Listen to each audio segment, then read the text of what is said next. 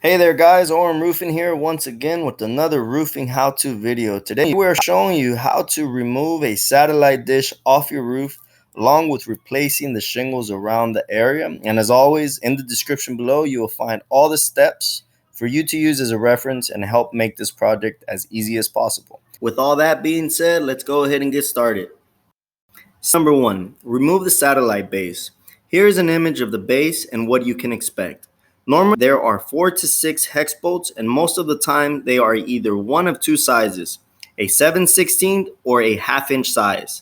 You notice how I prefer to use a drill with the proper socket rather than a ratchet, wrench, or even channel lock, because it makes things a lot faster for you. And being that you're on a roof, you want to make things pretty easy for yourself.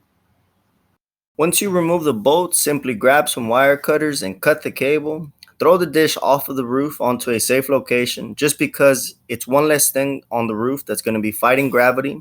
Step number 2. Use your flat bar and remove the roofing nails from work areas rows 1 through 4. Here is our work area. Feel free to take a screenshot. The golden arrows are pointing to the rows of shingles 1, 2, and 3. We will be replacing these shingles because they are the ones with holes in them. Now, I've seen other videos on how to remove satellite dishes, and most of them tell you to just seal these holes and call it a day. Yes, that may work, but how long do you think the seal will last and eventually create a roof leak?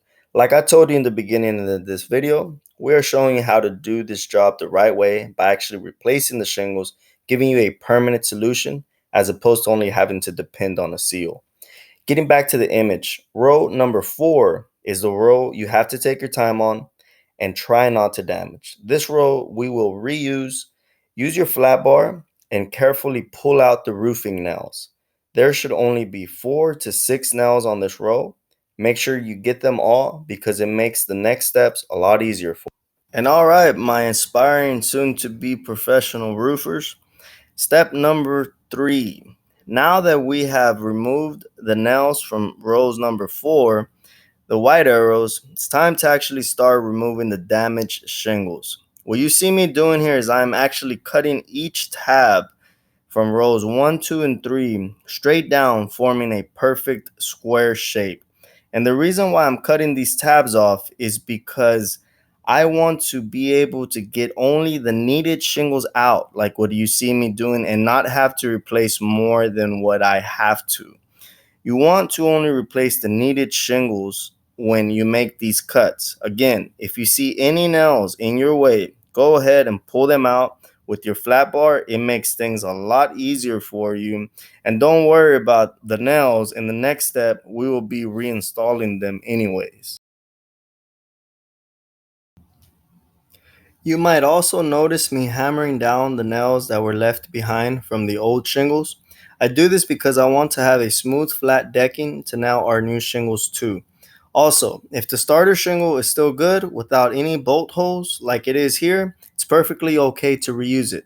Moving on to step number 4. Step number 4. Start installing your new shingles. You always want to start on the opposite side of the roof's edge, like what you see me doing. The reason why you want to start on that side is because you want to continue that same stepping pattern from the existing roof all the way to the roof's edge, giving you a nicely finished roof patch. Continue the pattern as needed till the vertical roof edge.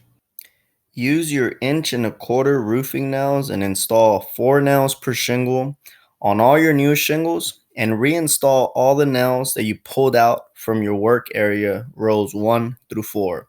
And also don't forget about all the stepping shingles, the old to the new tab areas as well. If you are enjoying this video, please consider subscribing to our channel for more roofing how-to videos like this.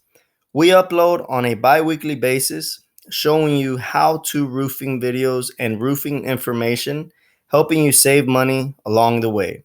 But not only do we show you, but we also are here to help you answer any questions or concerns that you might have for this or any other roofing project. Pro tip: always be aware of your surroundings. Know where your next step is going to be.